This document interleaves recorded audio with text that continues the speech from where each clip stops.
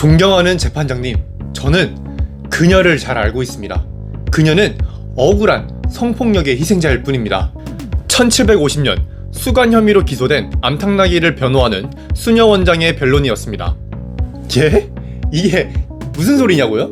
수간 혐의로 기소요? 당나귀를요? 그리고 변호도 한다고요? 네, 정확히는 동물을 재판하는 동물재판의 기록입니다. 중세 유럽 지역에서 일상적으로 벌어졌던 동물재판의 이야기, 오늘 엔꼬와 함께 파헤쳐 보도록 하겠습니다. 먼저 가장 유명한 사건부터 보시죠. 1386년 프랑스 팔레즈 지방에서는 변사체가 발견됩니다. 주변 탐색 결과 용의자가 보이지 않았는데 이때 수사관의 눈에 한 돼지가 들어오게 됩니다. 입가에 피가 묻어있던 것이었죠. 이 돼지는 아이를 살해했다는 혐의로 즉시 기소됩니다. 수사관들은 돼지를 유아살해죄로 기소하고 국선 변호인을 배정합니다. 재판에서 치열한 법적 공방이 있었지만 판사는 폭력과 의도가 명백하다며 사형을 선고합니다. 기록에 따르면 처형 당일 돼지에게 사람의 옷을 입히고 광장으로 끌고 가 교수형에 처했습니다. 그리고 처형을 할 때 마을에 있는 모든 동물들을 불러 모아 본보기를 보여줍니다. 날쌔고 민첩한 쥐들도 예외는 아니었습니다. 포도밭을 털어먹던 쥐들은 주민들에게 고소를 당합니다. 이때 쥐들의 변론을 맡은 변호사는 말장난과 논리정연함, 그 사이 어딘가에서 줄타기를 하는 변론을 보여줍니다. 판사가 왜 쥐들이 재판에 출석하지 않냐고 묻자 변호인은 이렇게 대답합니다. 존경하는 재판장님, 쥐들이 법정에 나오지 않은 건 무시해서가 아닙니다. 소환장이 쥐들이 사는 모든 쥐구멍에 전달되지 않았습니다. 재판장이 소환장을 다시 보내자 변호인은 또 이렇게 이야기합니다. 재판장님, 피고인들은 오고 싶어 합니다. 하지만 길목마다 살인마 고양이들이 매복하고 있어 생명의 위협을 느끼고 있습니다.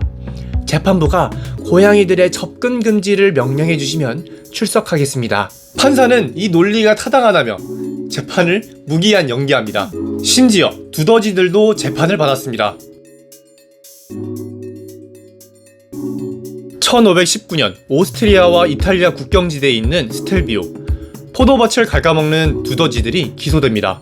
하지만 두더지들을 감옥에 가둘 순 없잖아요. 그래서 법원은 추방 명령을 내립니다. 판결문의 내용은 아주 스윗합니다. 두더지와 쥐들은 3일 내에 밭에서 떠날 것.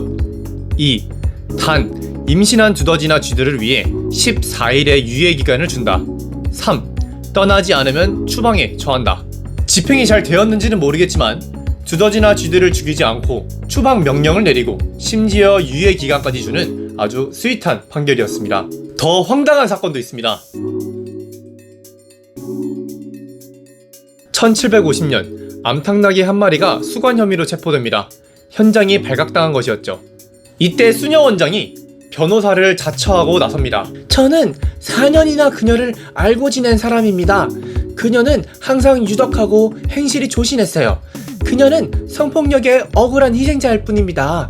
암탉나귀는 수녀 원장의 변론 덕분에 풀려날 수가 있었습니다. 그리고 암탉나귀와 함께 기소되었던 남성은 사형을 선고받습니다. 누가 정말 동물인지 헷갈렸던 사건이지만 그래도 나름 공정한 판결을 내리기 위해서 노력했다는 것도 알 수 있습니다.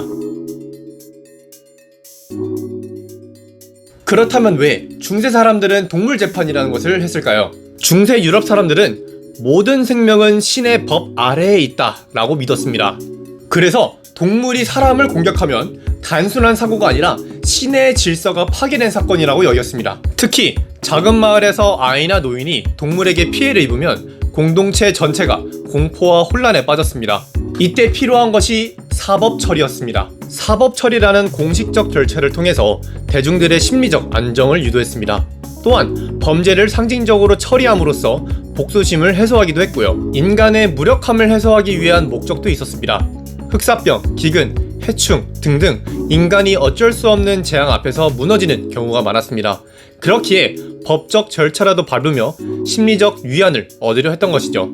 즉, 동물재판은 동물에게 진짜로 말을 걸어가면서 했던 재판이 아니라 공동체의 분노와 사회를 안정시키기 위한 일종의 사회적 의식이었던 것이죠. 시대는 흘러 계몽주의가 오고 과학이 발달하며 동물재판은 역사 속으로 사라지게 됩니다. 이후 현대의 법률 시스템이 동물을 행위의 주체자가 아니라 인간의 소유물로 규정하면서 동물이 재판에 서는 일은 사라지게 됩니다. 논리가 없고 잔인한 마녀 사냥이 횡행하던 중세 유럽의 시대, 왜 사람들은 동물들에게 변호사까지 붙여주며 재판을 진행했던 것일까요? 결론은 하나입니다. 이 동물 재판은 철저하게 계산된 사회적 쇼였던 것입니다. 당시 사회는 흑사병, 기근, 전쟁으로 인해 언제 무너질지 모르는 불안한 상태였습니다.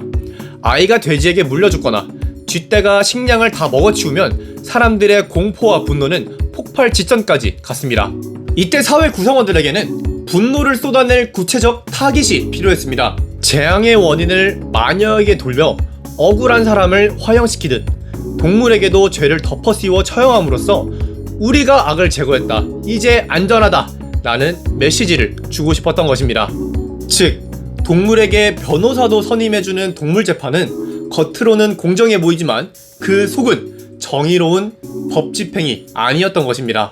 동물이라는 말도 못하는 그런 만만한 존재를 공식적인 희생양으로 삼아서 사람들의 분노를 쏟아내게끔 하는, 어떻게 보면 고도의 통치술이자 사회에 있어서는 마취제와 같은 역할이었던 것이죠. 돼지를 처형시키면서 돼지에게 입혔던 그 사람 옷은 정말로 그 돼지를 사람처럼 존중해서가 아니라 사람들의 이목을 더 끌고 우리가 악을 제거했다 라는 것을 보여주기 위한 연극적 소품에 불과했던 것이죠. 누군가를 탓해야만 마음이 후련한 그런 인간의 본성을 잘 보여주는 중세 유럽 시대의 동물 재판. 과연 그 모습이 현대에도 반복되고 있지 않다고 말할 수 있을까요? 지식을 통해 세상을 더 선명하게, 앵꼬였습니다. 감사합니다.